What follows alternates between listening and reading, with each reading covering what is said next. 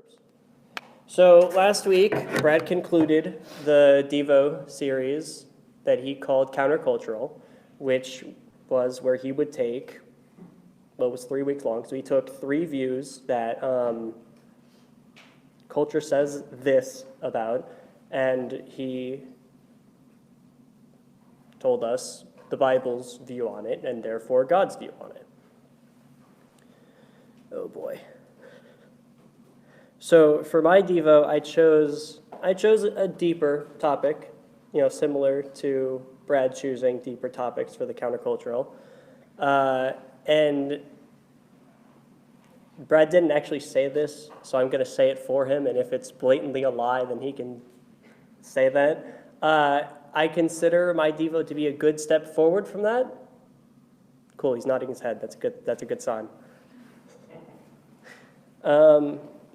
Normally, a Devo is structured where you have a general idea, and then you dig deeper into it for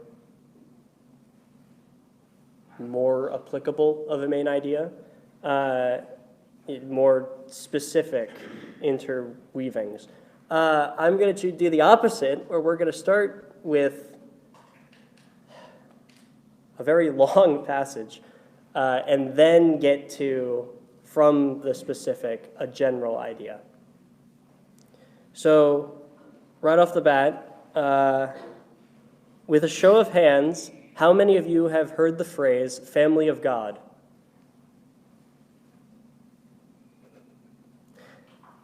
How about the word brethren in a biblical way?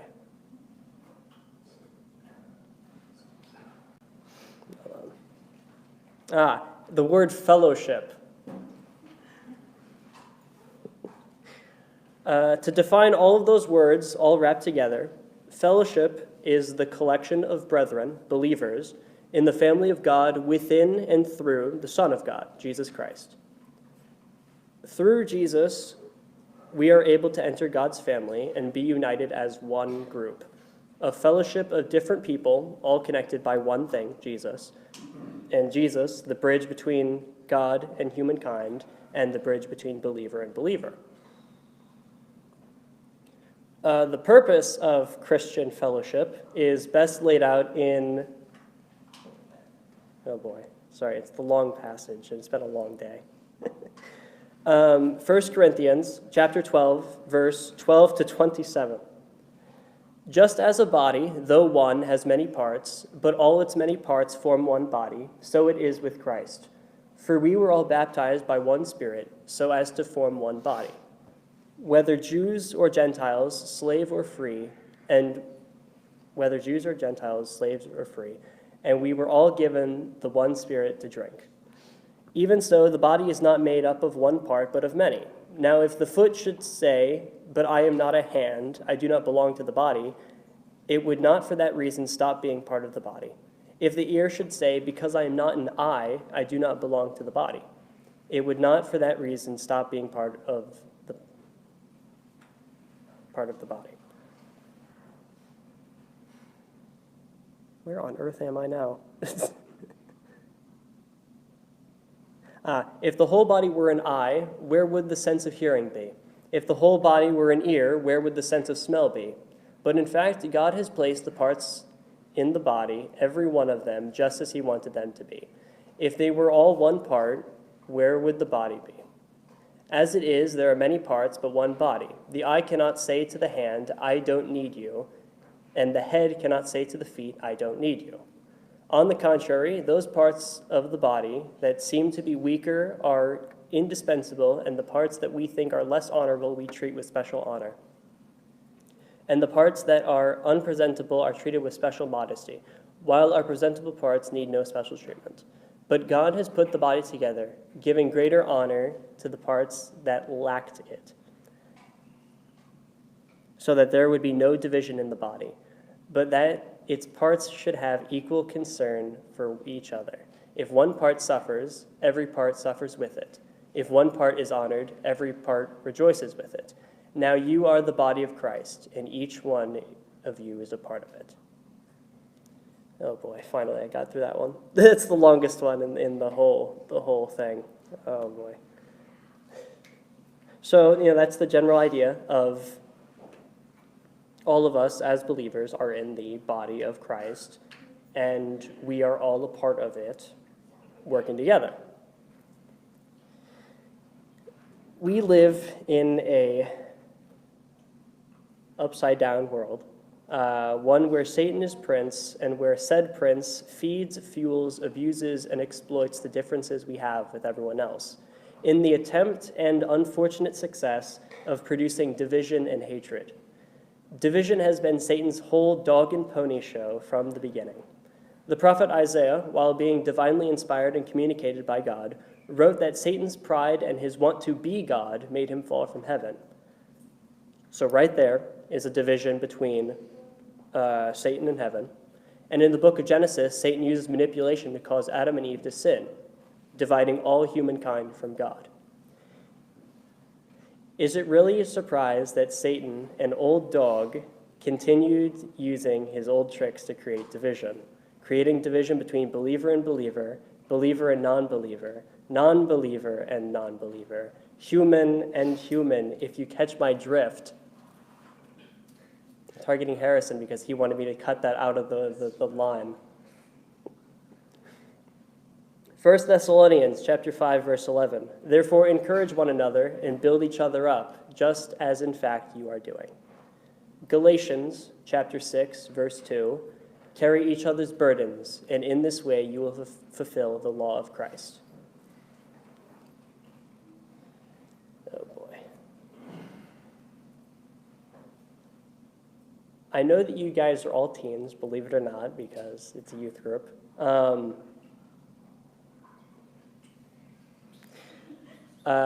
And because of that, a lot of you want to be the only one influencing your life. That's a good way of phrasing it.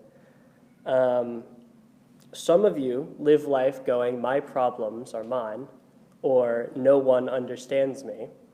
Some of you genuinely default to saying, it is what it is.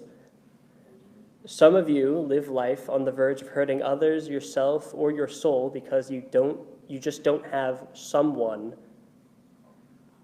who can pray for you, someone who can encourage you, someone who can scripturally guide you, and someone who can be there for you.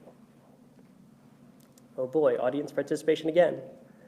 I want you all to look around at the room and see the adult leaders. So honestly, adult leaders, could you raise your hands since some of you are sitting down?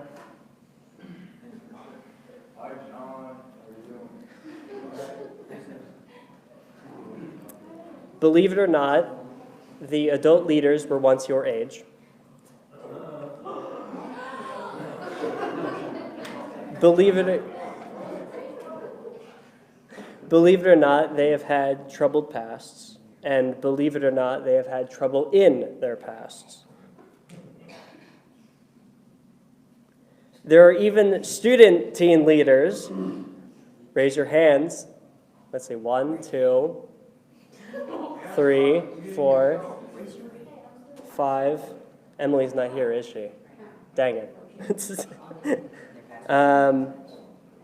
There are even student leaders, people your age or near your age, who struggle too.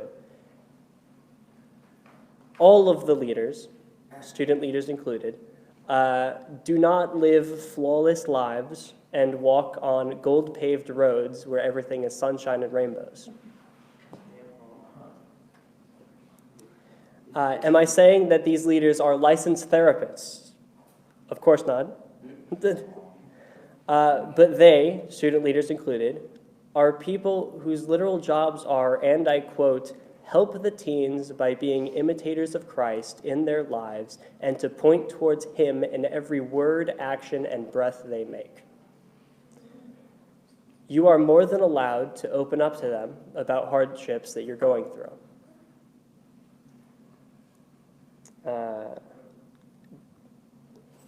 Don't get me wrong, one leader might not be able to relate to your hardships, but another might. Some of the teen leaders might not be able to say the right things, but other teen leads might. The only way to find the right leader, or leaders, plural, is to try, to be willing to open up. Am I asking for you to publicly advertise all of the problems that you're dealing with to anyone and everyone? Of course not. But I am asking you to try to find someone who is able to, like I said before, pray for you, encourage you, scripturally guide you, and be there for you. Jesus had a smaller group of followers, specifically chosen by him, commonly known as the 12 disciples. Luke chapter 6, verse 13 to 16, when morning came, he, Jesus, called his disciples to him and chose 12 of them, whom he also designated apostles.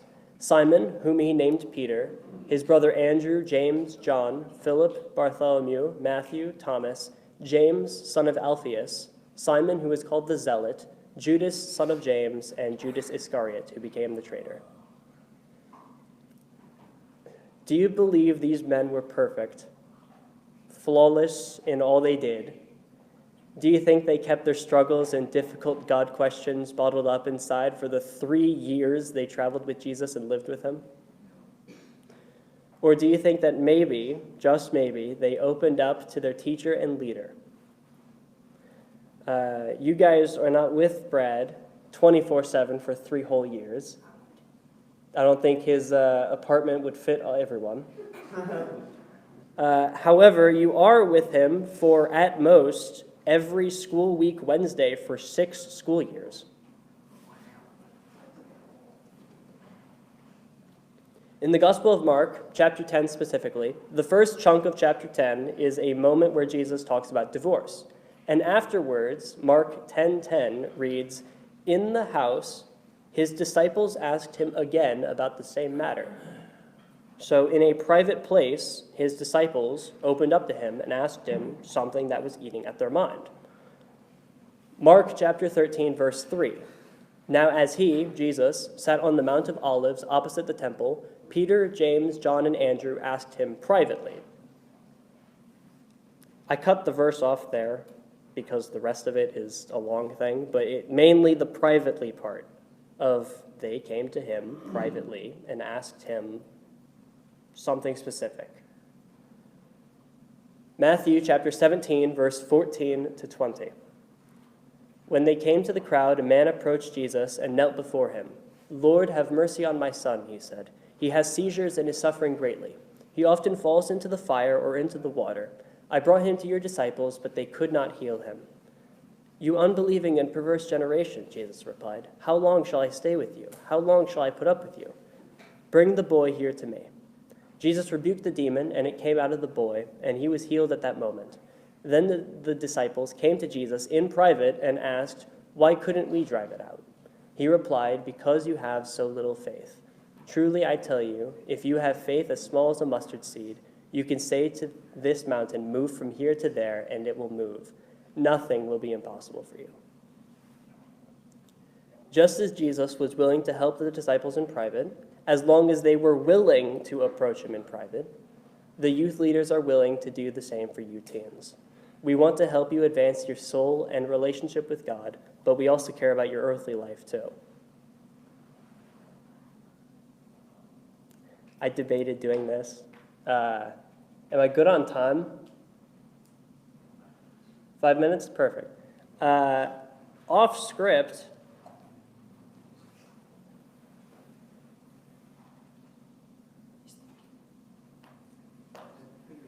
today, other than the fact it's Valentine's Day, today is my older sister's birthday. And it has been a hot minute since I last saw her. Several years, and even then it was only seeing her once after. The long and short of it, if you want the super short story, is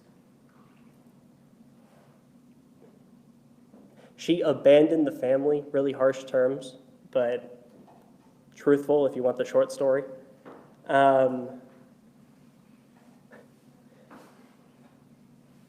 8 months and 6 days ago, I had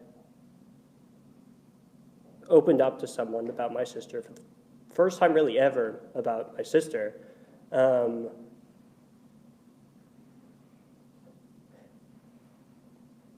and I gotta find the words. I wasn't planning on opening up. It really just happened or led up to.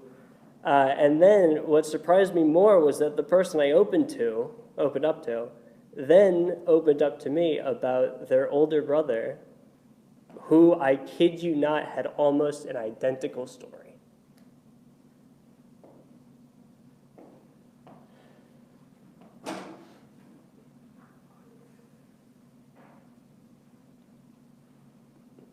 And I guess the long and short of it was that it helped the both of us.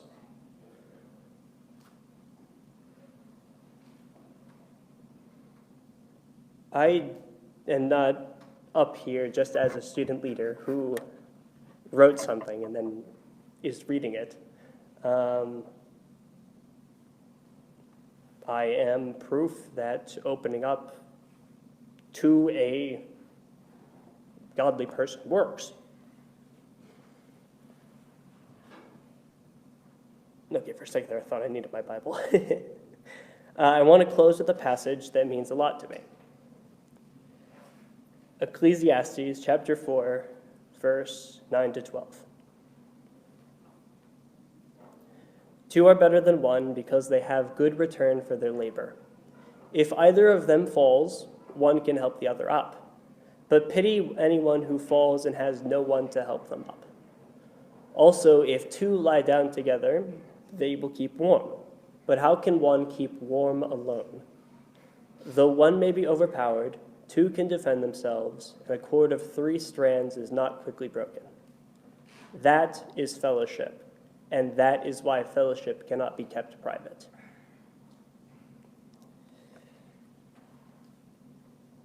God gave us people who we can open up to, people who can help us as long as we are willing to open up to them.